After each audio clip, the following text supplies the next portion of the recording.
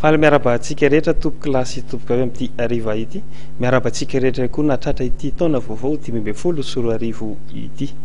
Manasanao araka izany ny tenako sy ny teknisianina eto amin'ny fahitalavitra AmaTV anaraka hatramin'ny farany ny vaovaontsika amin'ity ariva ity.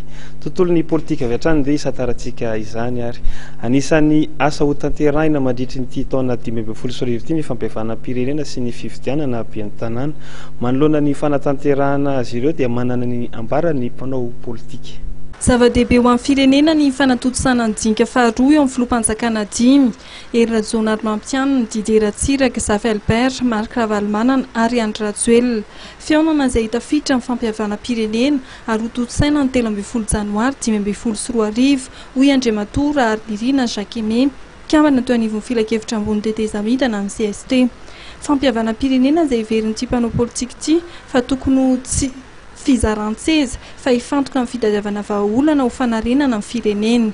Taona vaovao santaran'ny fampihavana-pirenena aloha mazava tsara fa misantatra zavatra soa sarobidy ho an'ny firenena isika ary irariana ivavahana koa ka erezina ny filoham-piangonana FFKM izay mitantana ny fampihavana-pirenena ho tody sonana tsara any amin'ny tanjony araky ny adidy sy ny safidy efa no faritana ihany koa.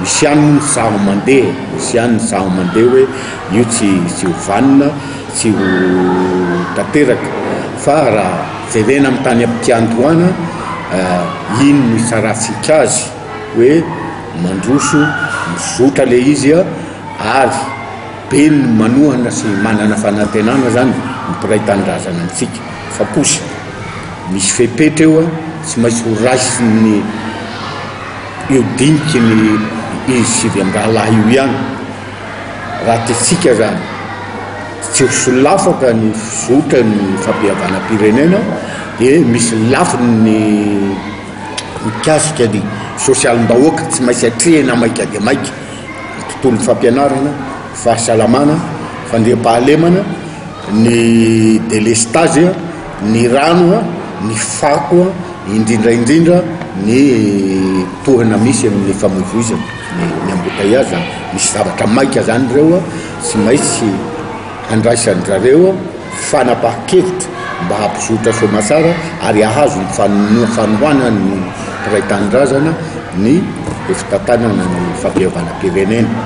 Mikasika ny fifidianana ka saina atao dia everiko aloha fikasana tsara zany, fandrohina tsara zany sahala amin'ny tamin'ny 13 hoe fifidianana ve ny maika sa ny fitsaboana ny aretina mahazo amin'ny tanitsika hatrany amin'ny 770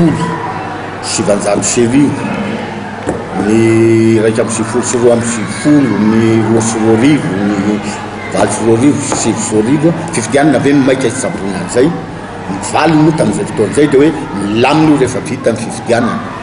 Vita ny fifidianana zahirana ihany sika tovoapirofo fa fanafody pomady sy mahavonjy ny tanindrazantsika ny fifidianana. Mila zavatra hafa io izay atena isika ho hita sy ho voatrandraka miainga amin'io fampihavana-pirenena io.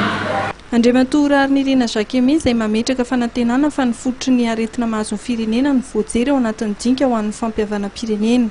Ho azy ny rehetra ao anatin'izany ny mpanao politika, ny fiarahamonim-pirenena, ny olon-tsotra dia manana andraikitra hatanteraka ny fampihavana-pirenena sy ny fanarenana amin'ny firenena.